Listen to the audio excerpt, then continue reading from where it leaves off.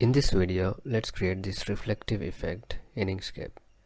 I already have a black background with some designs. First of all, I'll select both and then right click and group it. Now duplicate this and flip it vertically.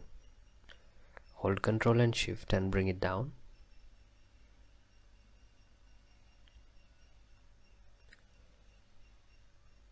Now go to Filters, Blur,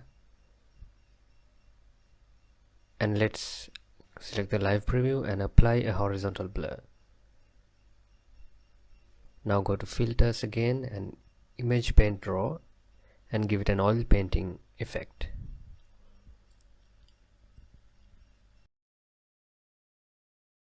Now go to Fill tab and reduce the opacity. And to make it look real, let's create a rectangle between those two, and I'll add a gradient.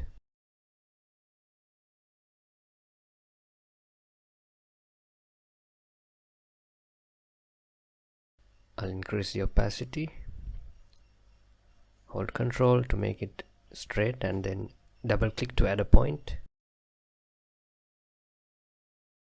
and I'll give it a black color, or rather the background color of the page,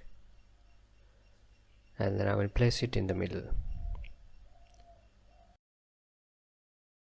and duplicate it and place it at the bottom.